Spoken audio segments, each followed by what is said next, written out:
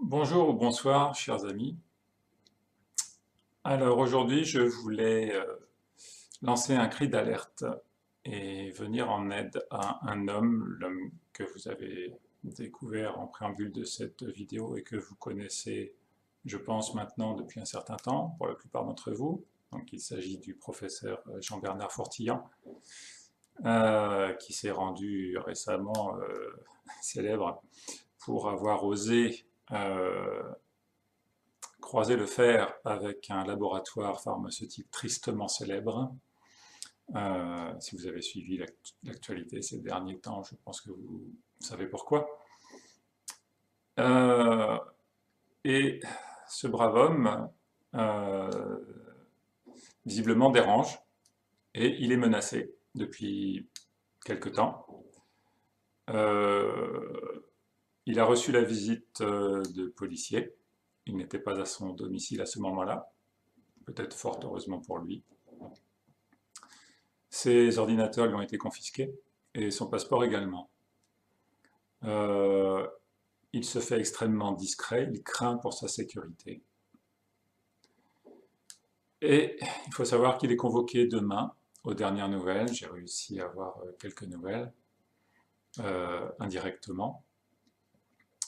Il est convoqué auprès d'un juge qui doit l'entendre et potentiellement l'assigner à résidence avec port de bracelet électronique. Mais oui, vous avez bien entendu. Port de bracelet électronique et ou, les deux en même temps, je ne sais pas, expertise médicale psychiatrique, avec potentiellement un internement psychiatrique et le traitement qui va bien avec, pour ce genre de personnes avec une bouche un peu trop grande ouverte et aux propos qui dérangent. Alors, outre le fait qu'il dérange grandement en s'étant attaqué à ce fameux laboratoire français, il a aussi commis un essai thérapeutique qualifié dans la presse avec des mots inqualifiables que vous pourrez découvrir en allant voir les liens que je vais vous donner, notamment sur euh, des articles de RTL, de la radio RTL, donc je vous ferai écouter un extrait tout à l'heure. Donc cet essai, en quoi consistait-il? Ben, sur une période d'une année environ, entre 2018 et 2019, plusieurs centaines de patients volontaires, bénévoles, atteints de maladies neurodégénératives, Parkinson et Alzheimer pour les plus connus. Et au cours de cet essai, le professeur Fourtillan, aidé d'infirmières, euh, dispensait un traitement à base d'hormones. Et ces hormones, dont le rôle a été révélé lors des recherches du professeur Fourtillan, dans le cycle veille-sommeil, et de faire disparaître pratiquement en totalité, totalement, les symptômes des maladies que je viens de citer, donc Alzheimer, Parkinson, la dépression, les troubles du sommeil. Voilà. Donc tout ça, vous pourrez le voir dans les liens, les commentaires, les témoignages des nombreux patients qui ont participé à cette étude. Et tous relatent une amélioration fantastique de leur vie, qui était devenue un enfer avec cette maladie. Et ils témoignent également de l'absence totale d'effets indésirables. Voilà. Alors maintenant, je vais vous faire écouter rapidement un extrait audio d'un reportage qui avait été consacré à cet essai, cette expérimentation sauvage, entre guillemets, initiée par une structure au relent mystique. Fermez les guillemets, je vous assure que c'est les mots qui ont été employés par RTL en 2019 pour décrire cet essai qui venait d'être interdit. C'est tout à fait scientifique, il n'y a rien de... donc j'étais en confiance, quoi. Et donc il nous a envoyé par série de 15 ou 20 des patchs de temps en temps. Et ben c'est incroyable, dès que je mettais les patchs, j'avais besoin de diminuer la dopamine classique. j'avais beaucoup moins de tremblements. Il n'y a aucun effet secondaire. Alors moi, j'étais une insomniaque parce que le Parkinson rend insomniaque aussi. Et ben avec les patchs, je dormais 7 à 8 heures. Et là, ça fait plus d'1 an que je reçois de temps en temps des séries de patchs pour faire, il nous en envoie quand il en a en fait. Et à chaque fois, je ressens les mêmes sensations positives. Il nous a fait payer ce qu'on voulait parce qu'il disait que les personnes qui n'avaient pas d'argent, on devait payer pour eux si on avait plus d'argent. Si on veut payer 10 euros, on paye 10 euros. Il y en a, ils ont voulu payer 1 000 euros, ils payent 1 000 euros. Et il y en a qui payent rien s'ils n'ont pas d'argent. Oui, on a payé 2 fois, on a donné une somme pour que les patchs puissent être fabriqués parce que ça coûte quelque chose quand même, ces patchs. Il n'y a pas d'effet secondaire, c'est positif et tout le monde crache dessus, c'est pas normal. Hein. Fourtillon, il a vraiment un discours scientifique, logique. Alors là, il m'en reste un petit peu, oui. Et vous allez continuer à les mettre? Ah ben moi, de toute façon, si on me dit qu'il faut que je les ramène pas. Hein. Ah ça, non.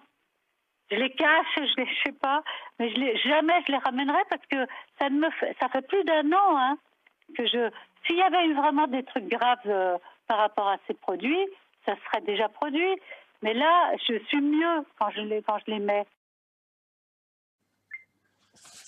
Voilà, donc il faut vite le mettre en prison, hein, Jean-Bernard Fourtillon. Hein. C'est un dangereux criminel, psychopathe, visiblement, d'après ce qu'en dit cette dame.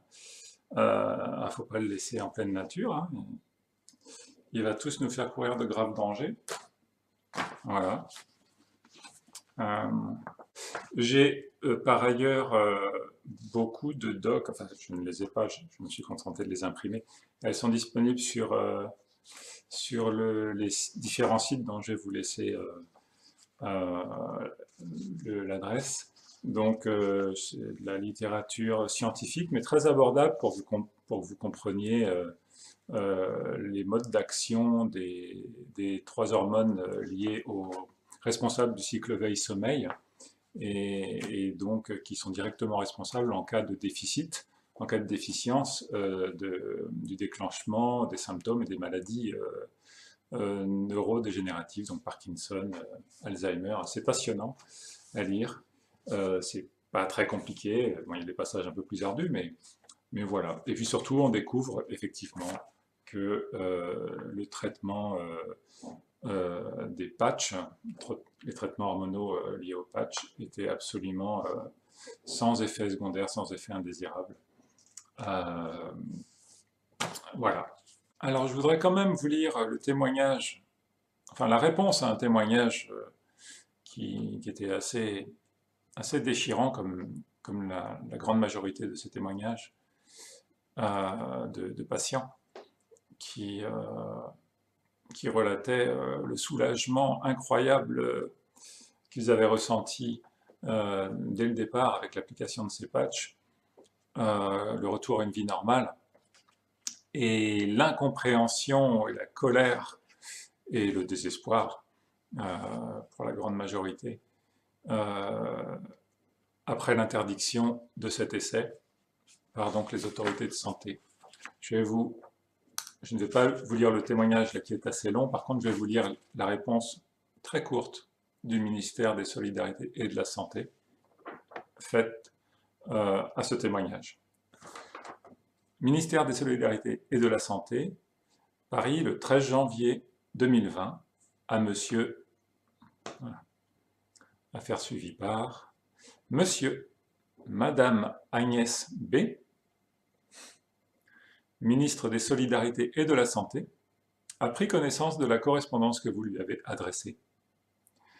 Atteint de la maladie de Parkinson, vous appelez l'attention sur la souffrance endurée par les malades au quotidien.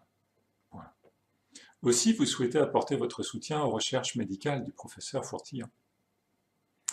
Madame la ministre a pris connaissance de votre témoignage avec compassion. Elle m'a personnellement chargé de vous répondre. Accrochez-vous. Je vous informe que l'Agence nationale de sécurité du médicament, j'ouvre une parenthèse, donc l'ANSM, hein. Moi j'aurais plutôt tendance à On va lui trouver un autre petit nom. L'association des nuisibles sataniques et malfaisants, par exemple, a annoncé qu'elle avait intimé au professeur Fourtillan de cesser immédiatement les essais de ces patchs et d'informer sans délai chaque participant de cette interdiction. L'ANSM a par ailleurs saisi la justice et le pôle santé du parquet de Paris, qui est chargé de l'affaire. Je vous prie d'agréer, monsieur, l'expression de mon foutage de gueule. Hein, on peut l'exprimer comme ça. Bon, c'était ma considération distinguée, mais je pense qu'il a dû s'étrangler en l'écrivant. Signé le chef de division des cabinets, monsieur Étienne F. Voilà.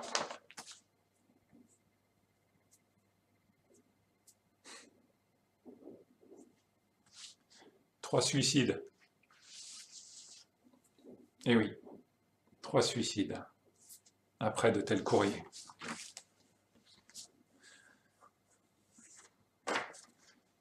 Trois personnes bénéficiant de la trouvaille extraordinaire du professeur Fourtillan, 3 anges, se sont depuis suicidés, depuis l'interdiction de cet essai.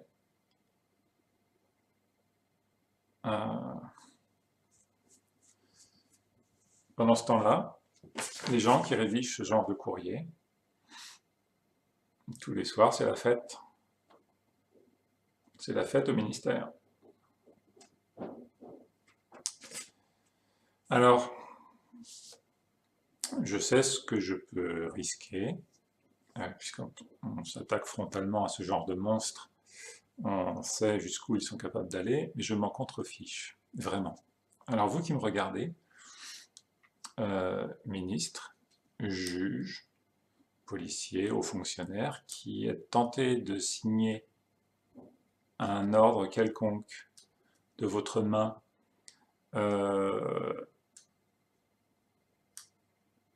vous autorisant à venir frapper à ma porte, à m'interroger ou autre, dites-vous bien que réfléchissez bien avant de faire ce que vous faites, avant d'apposer votre signature et d'édicter un tel ordre. Je n'hésiterai pas une seconde à porter plainte contre vous pour complicité de crimes contre l'humanité. Donc mettez en balance ce que vous risquez. Je pense qu'on n'est pas loin de la perpétuité. Et à tout le moins, vous autres fonctionnaires de police qui exécuterez les ordres d'arrestation à mon encontre, par exemple, sachez qu'au-dessus de votre nez, très bientôt, vous allez avoir l'article 432-4. Je vous conseille d'aller jeter un petit coup d'œil sur le code pénal, ça peut vous servir. Voilà. Donc mettez en balance ce que moi je risque et ce que vous allez risquer très certainement en exécutant des ordres illégaux attentant à mes libertés. Fin de la parenthèse. À tous, je vous remercie de m'avoir écouté et je compte sur vous pour votre soutien et relayer largement cette vidéo. Pour le professeur Jean-Bernard Fourtillan, mais surtout pour tous les malades et leurs familles. Et à travers eux, c'est vous que vous aidez. Merci à vous tous.